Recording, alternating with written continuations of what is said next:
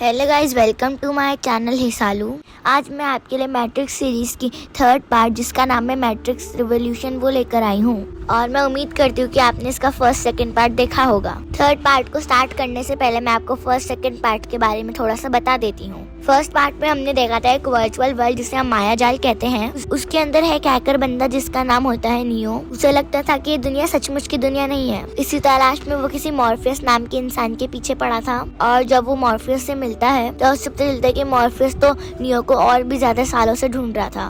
उसके बाद उसकी मुलाकात वर्चुअल वर्ल्ड के एक एजेंट जिसका नाम होता है स्मिथ से होती है। उसका काम था इंसानों की एक्टिविटीज पर नजर रखना और वर्चुअल वर्ल्ड में आए ग्लिचेस को हटाना। और इसके सेकंड पार्ट में हमने देखा कि कैसे नियो की शक्ति और भी ज्यादा बढ़ जाती है। अब वो सिर्फ वर्चुअल वर्ल्ड तक सीमित नहीं, जो कि अब रियल वर्ल्ड में भी उसके पास आ चुकी थी। उसके पास इतनी ताकत थी कि वो अपने एक ही हाथ से कई सारी मशीनों को एक वक्त पर एक साथ रोक सकता था।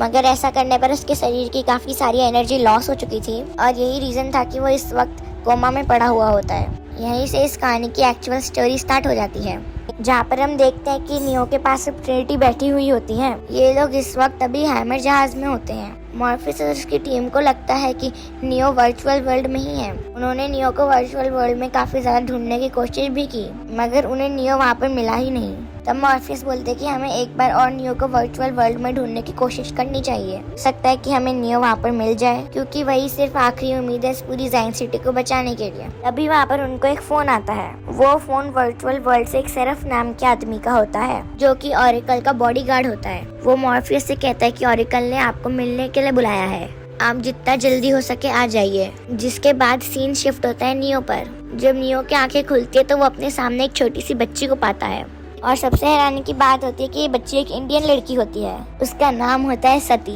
नियो सती से पूछता है कि आखिर मैं हूँ कहाँ पर, तो सती बताती है कि ये एक रेलवे स्टेशन है। नियो सती से पूछता है कि क्या मैं मर चुका हूँ। सती कहती है कि नहीं, आप मरे नहीं हो। ये रेलवे स्टेशन वर्चुअल वर्ल्ड और रियल वर्ल्ड के बीच की एक कड़ी है। ये सुनकर नियो काफी ज्यादा शॉक्ड हो जाता है। नियो उससे पूछता है कि आखिर ये माया जाल नहीं है तो मैं वहाँ तक पहुँचूंगा कैसे, क्योंकि मेरे सारे दोस्त तो वहीं पर है। तब सती बताती है कि जस्ट अभी यहाँ से ट्रेन निकलेगी और वही ट्रेन मुझे और आपको वर्चुअल वर्ल्ड तक पहुँचाएगी, मगर उस ट्रेन को ले जाने वाला शायद आपको वर्चुअल वर्ल्ड तक नहीं ले जाएगा।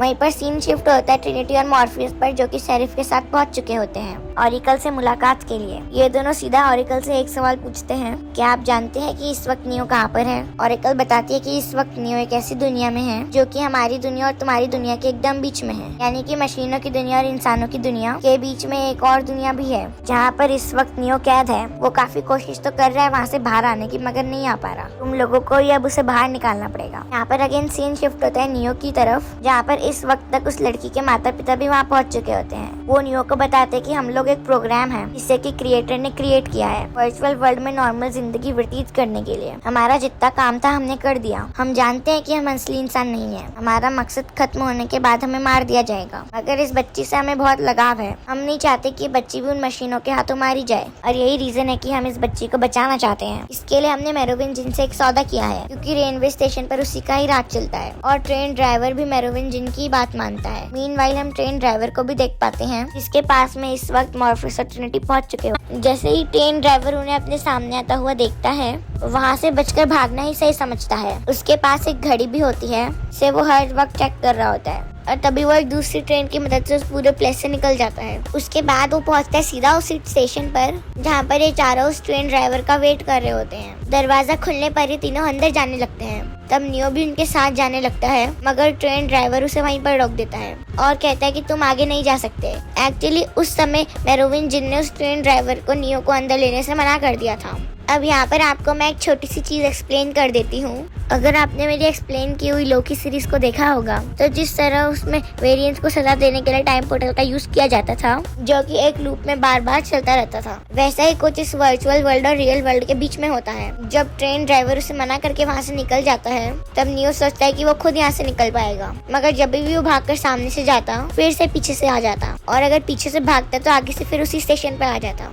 इसका मतलब था कि इसके साथ भी वही टाइम लूप या फिर कह सकते हैं वो वर्चुअल लूप शुरू हो चुका है। उस समय मॉर्फियस और उसके साथी मेरोविंजियन से बात करने का सोचते हैं, जिसके बाद सीन शिफ्ट होता है मेरोविंजियन पर, जिसकी सिक्योरिटी काफी ज्यादा होती है। उसी वक्त वहाँ पर मॉर्फियस पहुँच जाता है। ट्रिनिटी उससे बोलते कि हम चाहते हैं कि तुम नियो को वापस से वर्चुअल वर्ल्ड में लेकर आओ। अगर ऐसा नहीं किया तो मैं तुमको यहीं पर जान से मार दूंगी। हालांकि वहाँ पर कई सारे गार्ड्स भी खड़े होते हैं जो कि उनके ऊपर बंदूकें तांग देते हैं, पर ट्रिनिटी उससे कहती कि शायद तुम मेरा गुस्सा नहीं जानते, अगर मेरी बात नहीं मानोगे तो मारे जाओगे। इस वजह से मेरोविंजियन डर कर अपने ट्रेन ड्राइवर को वापस से नियो के पास भेज देता है और अब फाइनली नियो वापस से वर्चुअल वर्ल्ड में आ चुका होता है। अब नियो डिसाइड करता है कि वो एक बार रियल वर्ल्ड में जाने से पहले ऑरिकल से मुलाकात करेगा। फिर हमें दिखाई जाती है ऑरिकल, मगर इस बार ट्विस्ट वाली बात तो ये थी कि ऑरिकल ने अपना शरीर छोड़कर किसी और लेडी का शरीर ले लिया है। तो नियो उनसे पूछता है कि आप सचमुच वही ऑरिकल है। अब ऑरिकल उसे बताती है कि हमें अपनी पहचान छुपाने के लिए और इन प्रोग्राम से बचने के लिए हर वक्त अपने आप के शरीर को चेंज करना पड़ता है। आज तुम मेरा ये शरीर देख रहे हो, न जाने कल तुम कौन सा देखोगे, इसलिए मेरे रूप की चिंता मत करो, वो बात करो जिसके लिए तुम यहाँ पर आए हो।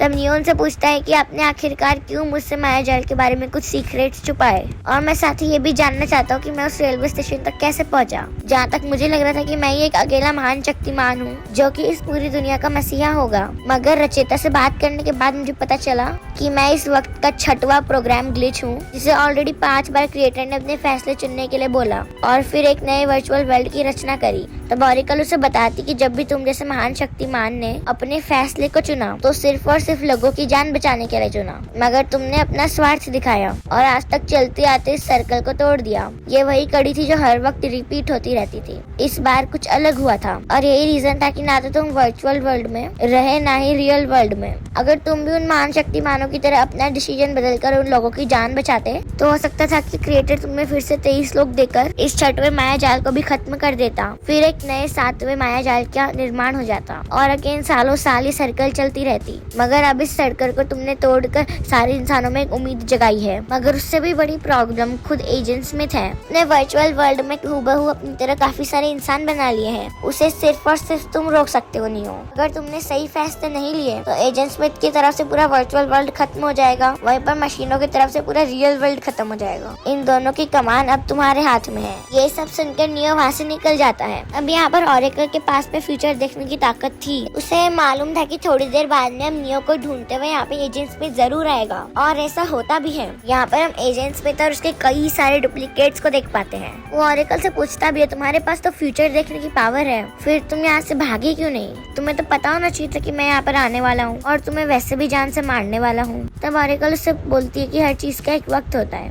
और हो सकता है कि शायद ये वक्त तुम्हारा ना हो। जिसके बाद में सीन शिफ्ट होता है जाइन सिटी में कमांडर जैक पर। उसे पता चल चुका था कि अब हमारे पास सिर्फ और सिर्फ 12 घंटे हैं उन मशीनों को जाइन सिटी में एंट्री करने से रोकने के लिए। इसी वजह से वो अपनी पूरी टीम को मिलाकर उन मशीनों के खिलाफ एक जंग छेड़ने की प्लानिंग कर रहा होता है। लेकिन तभी वहाँ पर नियो आता है और कमांडर जैक को कहता है मुझे एक स्पेसशिप चाहिए। कमांडर उसे वो देने से मना कर देता है और कहता है कि वैसे भी जंग छिड़ने वाली है, हमारे पास ना तो ज्यादा शिप्स है ना ही ज्यादा सैनिक, हमें तो बल्कि तुम्हारी जरूरत यहाँ पर है। अब नियो कहता है कि अगर मैं मशीनों की दुनिया में नहीं गया तो वो अपनी ताकत से पूरी जाइन सिटी को ही खत्म कर देंगे। मेरे पास उनको रोकने का अभी भी एक मौका है। हालांकि कमांडर जैक उसकी बात नहीं मानता। इसी वजह से मॉर्फियस उसको अपना शिप देकर मशीनी दुनिया में जाने का ऑर्डर देता है। यहाँ पर सब लोग को पता था कि अकेला इंसान मशीनों से नहीं लड़ सकता है। नियो वहाँ पर जा तो रहा है लेकिन एक खुदकुशी है, पर नियो को उम्मीद थी कि वो मशीनों से बात कर इस हमले को टाल सकता है। इस वजह से ट्रिनिटी भी उसके साथ जाने के लिए तैयार हो जाती है। वहीं पर हम उस आदमी को भी देख पाते हैं जो कि लास्ट पार्ट में पेशेंट बनकर शिप में था, और जब नियो और ट्रिनिटी उस जहाज के अंदर निकल रहे होते हैं अपनी दुनिया में जाने के लिए तो वो छुपके से उनके जहाज में बैठकर कहीं छुप जाता है। ट्रिनिटी को नियो पे विश्वास था कि वो जो कर रहा है वो सही कर रहा है, मगर जब रास्ते में ये लोग मशीन दुनिया की ओर जा रहे होते हैं तभी वो छिपा हुआ शख्स बाहर आकर उन दोनों पे हमला कर देता है। वो ट्रिनिटी के गले पर चाकू रख देता है और नियो को पीछे हटने के लिए कहता है, मगर मौका पाकर ट्रिनिटी वहाँ से भाग जाती है। लेकिन वो शख्स भी काफी ज्यादा चालाक था और वो मौका पाकर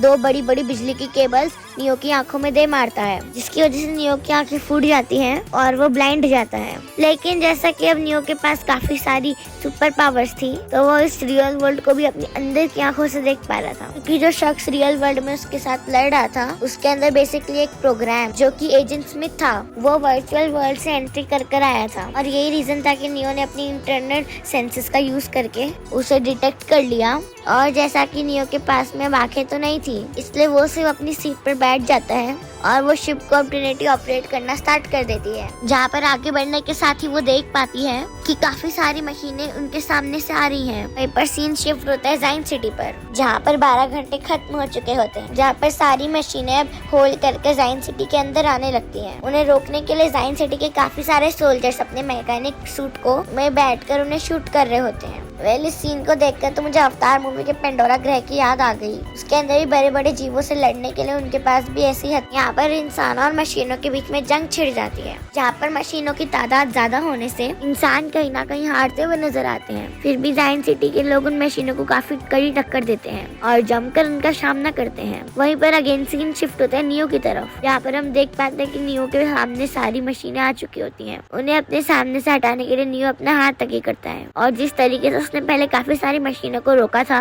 इस बार भी वो अपनी पूरी ताकत का इस्तेमाल करके अपने सामने आने वाली काफी सारी मशीनों को धूल चटा देता है। और देखते ही देखते एक के बाद एक सारी मशीनें वहाँ पर ढेर होने लगती हैं, पर उनमें से कुछ चालाक मशीनें उनके शिप पर बम से हमला कर देती हैं, जिसकी वजह से बीच रास्ते पे उनका शिप खराब हो जाता है। इस हादसे में कई सारे सरिये भी ट्रिनिटी को लग जाते हैं, जिससे उसकी हालत खराब हो जाती है। वो नियो से कहती कि आगे का सफर अब तुम्हें अकेले ही तय करना पड़ेगा, तुम ही सब लोगों की आखिरी उम्मीद हो, अब सब कुछ तुम्हारे हाथ में है नियो। जिसके बाद में नियो अपनी सारी ताकत जुटाकर मशीनों के बॉस के पास पहुंचता है और उससे कहता है कि माया जाल के अंदर एक एजेंट स्मिथ है, जिसने सब इंसानों को अपनी तरह बना लिया है। ये एक तरीके का वायरस है जो कि पूरी तरीके से वर्चुअल वर्ल्ड को खराब कर देगा, क्योंकि मशीनों की बायोलॉजिकल बैटरी इंसान है और इंसान के दिमाग को एक्टिव रखने के लिए वर्चुअल वर्ल्ड में काफी सारी एक्टिविटीज हैं। ये एक्टिविटीज इंसान ना करके प्रोग्राम करेगा तो आप लोगों को एनर्जी नहीं मिलेगी, और अगर आपको एनर्जी नहीं मिली तो आप सब भी खत्म हो जाएंगे। इसीलिए मेरे पास में आपके लिए एक सौदा है,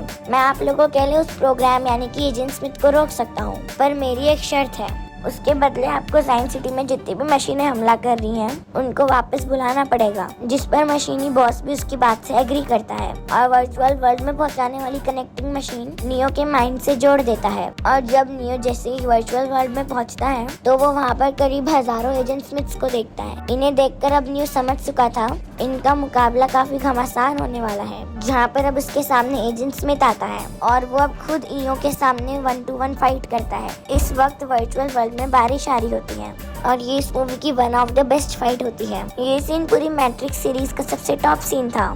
इस सीन में वीएफएक्स का काफी अच्छा इस्तेमाल किया गया है। एक काफी लंबी घमासान लड़ाई के बाद में एजेंट स्मिथ नियो को हरा देता है और उसके शरीर को टच करके उसे भी अपने जैसा बनाने लगता है। लेकिन जैसा कि अब नियो वर्चुअल वर्ल्ड में आया हुआ सबसे बड़ा ग्लिच था, यानी कि वो इस वर्चुअल वर्ल्ड के सारे रूल्स को तोड़ सकता था, और जिस तरीके से उसने लास्ट टाइम एजेंट स्मिथ को ब्लास्ट किया था उसी तरीके से फिर से ब्लास्ट कर देता है। और जैसा कि सारी की सारी एजेंट स्मिथ की कॉपियां थी, तो वो भी धीरे धीरे करके सारी की सारी ब्लास्ट हो जाती हैं। ऐसा होने से सारे के सारे एजेंट स्मिथ तो खत्म होते ही हैं और उसके साथ साथ मेन एजेंट स्मिथ भी खत्म हो जाता है। मगर ऐसा करने के पीछे नियो ने अपने आप का भी सैक्रिफाइस कर दिया होता है। जहाँ दूसरी तरफ सीन शिफ्ट होता है जाइन सिटी पर, जहाँ पर हम देख पाते हैं कि सारी मशीनें अपना पैर अब पीछे हटा चुकी होती हैं। ये सब कुछ मॉर्फेस अपनी आंखों से देख रहा होता है और उससे पता चल चुका होता है कि नियो ने अपना काम कर दिया है। वही था हमारा द चूजन वन। उसने सब मशीनों को तो रोक लिया मगर अपने आप को सैक्रिफाइस कर दिया, जिसके बाद में अगेन हम वर्चुअल वर्ल्ड को देख पाते हैं जहाँ पर सब कुछ पहले जैसा होने लगता है। और इसी के साथ ही शानदार मूवी यहीं पर खत्म हो जाती है। इस मूवी के पोस्ट क्रेडिट सीन में हम देख पाते हैं ऑरेकल को और साथ ही रचेता को, जो कि आपस में बात कर रहे होते हैं। ऑरेकल रचेता से बोलती है कि फाइनली इंसानों और मशीनों के बीच में शांति अमल हो गई और अब इंसान और मशीन दोनों ही अपनी अपनी जिंदगी में आराम से जिएंगे। अब रचेता इस बात से कहता है कि हो सकता है कि शांति ज्यादा दिन तक ना टिके, और ये कहने के बाद वो वहाँ से निकल जाता है। वहीं पर वो छोटी सी बच्ची यानी कि सती ऑरेकल के पास आ जाती है। ऑरेकल से पूछती है कि क्या हम नियो को फिर से देख पाएंगे। तब ऑरेकल उसके जवाब में बोलते कि हाँ, शायद वो फिर से जन्म देगा और सभी इंसानों के लिए एक नई मिसाल बनेगा। इसका मतलब है कि अगले पार्ट में यानी कि मैट्रिक्स रिसलेक्शन में ये उसी पार्ट के बारे में हिंट कर रहे हैं तो अगले पार्ट में मैं आपको मैट्रिक्स रिसरेक्शन एक्सप्लेन करूंगी। तो आपको मेरा एक्सप्लेनेशन कैसा लगा होगा मुझे कमेंट करके बताइएगा। और अगर पहली बार आप मेरे चैनल में आए तो मेरे चैनल को सब्सक्राइब कीजिएगा, वीडियो को लाइक कीजिएगा और शेयर कीजिएगा।